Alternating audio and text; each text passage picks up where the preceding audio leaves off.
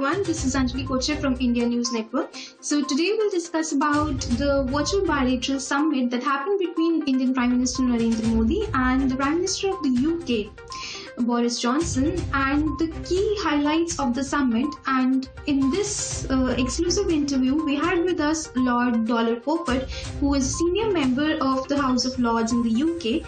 He'll be discussing about and share his insightful comments on the trade relationship between India and the UK and what is the road ahead in the entire bilateral relationship of India and the UK in the coming years, and how this entire roadmap, this 2030 roadmap, will shape the relationship between both sides. So let's welcome Lord Dollar Popat. Actually, the basic and the key of the summit was around 2030 roadmap, I would say. And one of the important announcements made was around doubling the UK and India trade in next 10 years. So how do you think it will go ahead, and what is the way ahead in the UK-India trade in the next 10 years? Well, actually, the 2030 roadmap signed by the two like-minded prime ministers is historic in many ways. This will enhance trade between our two countries, and the deal was signed in absence of Prime Minister Johnson's visit to India last week. Currently, our trade with India is about 24 billion pounds a year, and they intend to double this. This is quite unique. But the enhanced trade agreement, we want that to lead to a free trade agreement. We are now free to sign a trade agreement post-Brexit with India. And India is a very important partner of ours, not just in trade, but in other bilateral relationships. Right. So about free trade agreement, there were reports of disagreements between the both sides. So with this virtual bilateral summit, what do you think is the way ahead? The way ahead is obviously to collaborate more with each other. There's a real commonality between the two countries. Rule of law, freedom, democracy, free enterprise. We want to see the two countries collaborating, just not apart from trade, but in many other things as well.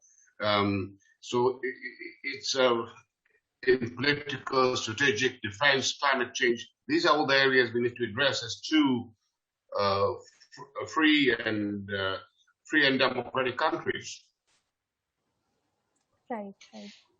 So if we speak about India and the UK, then as of now, we can't ignore the collaboration between the both countries during the time when India is going through the second wave of coronavirus, and the situation is like out of control here. And in this time, the UK has been helping India with medical assistances, I would say timely medical assistance. And I would also mention that UK businesses have gone out of their way to actually provide, to facilitate the supply of the medical supplies to India. So what would be your take on that and on the entire situation and how UK has been helping India in this unprecedented time of COVID-19? Well, this pandemic is not the problem for India, it's a problem for the whole world. You were fine until February, you were not expecting this pandemic to come. We had a second pandemic last year and we know what it was like. So it was unexpectedly came upon you. You are the largest vaccine producer. You export about 100 countries.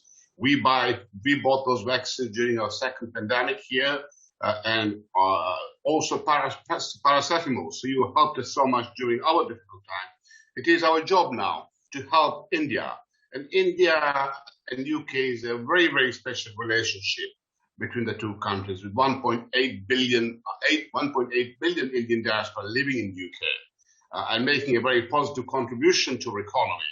In fact, 4 of our cabinet ministers are of Indian origin. The top 2 after Prime Minister, both the Home Secretary Priti Patel and our Chancellor Rishi Sunak are of Indian origin as well. So there is a special bond between the two countries. There's so much love for each other.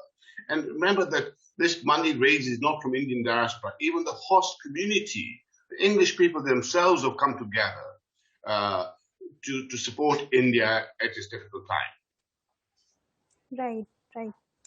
So, you spoke about Preeti Patel. So, and External Affairs Minister S. Jaishankar is also on a bilateral summit in the UK. And there has been this MOU signed, this migration and mobility MOU signed between the both sides. And if for my audiences, I would brief it, it would actually facilitate, it will actually help both sides, young professionals, to live with ease and have easy migration to UK and to India. So, how do you think it will boost the bilateral trade, and what will be the way ahead in this regard? I think that's a very important question. One of the issues Indian government raises to us, the British parliamentarians, all the time, is to do with visa regulation. And we have to relax our immigration rules between UK and India and make it a special zone. And, we want to allow Indian talents to come to UK. We want Indian students to come and study to UK. I mean, education is our third largest export earner, and we want to encourage it.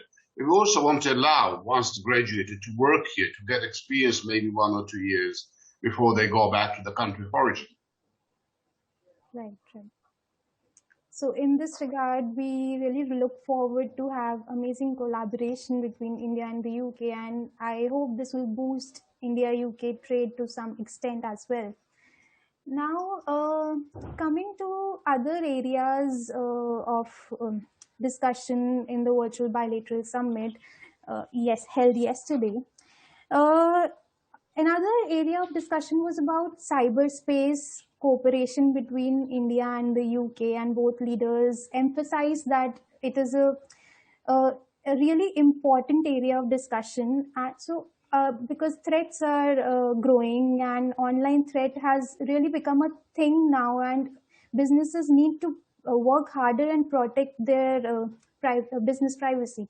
So how do you think this will actually boost, give some sort of boost to India-UK trade?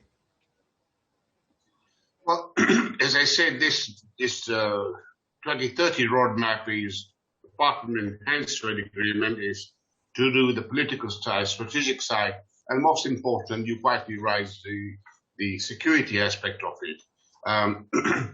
We are saying we want to see more investment and cooperation in collaboration in technological areas that can improve the lives and livelihood of both our people and your people.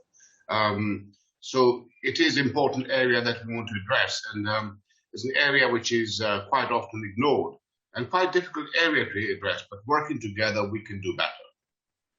Right, right. As you have been the member of parliament in the UK, so how do you think that this cooperation, besides trade, if we talk about other areas like political and defense, maritime security, and the IORA region, so how is this 2030 roadmap will look like in the next 10 years? Well, this 2030 is really a very strong partnership, which is quite historic in many ways. Those meeting of minds and wanting to do things. And it will elevate the UK-India relationship to a comprehensive strategic partnership, as I said earlier. So the roadmap will guide cooperation for the next 10 years, covering all aspects of our multifaceted relations. And remember that this roadmap is going to be monitored on an annual basis by the two foreign secretaries, your Minister of Foreign Affairs, Dr. Jaishankar, and ours, Dominic Raab. And we want each Prime Minister wants to see the outcome of this, what's happening on an annual basis. So this is a very, very strong message to both countries that we are in business, and we love each other, we like each other, we want to do more for each other, and we want to raise those living standards and GDP and employment for two countries. And you can't find a better partner for us, for UK, frankly speaking. The commonality of English language, culture, values are very similar. And you have young, talented, educated people, which can help us. And in return, we have other type of specialty that we can help you. So I think this is, in many ways, this has happened partly because of post-Brexit, and partly Prime Minister Modi is looking at India as a new India, believes in investment, in technology and all that. So all this is making good, for both countries. We are hoping that the trade and investment would drastically improve with this 2030 roadmap, and the road ahead would be really fruitful, so to say. So, after 10 years, how will you define the relationship between India and the UK? If we say we are meeting after 10 years, then how would you say that now, what is the status of India and the UK relationship?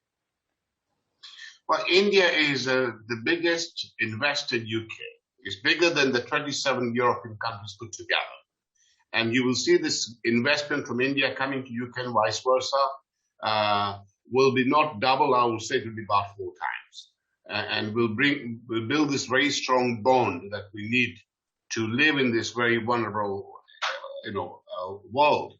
We need to address threats like pandemic together and work together. It's going to be a very good outcome. I'm confident because there is so much of commonality between our two countries.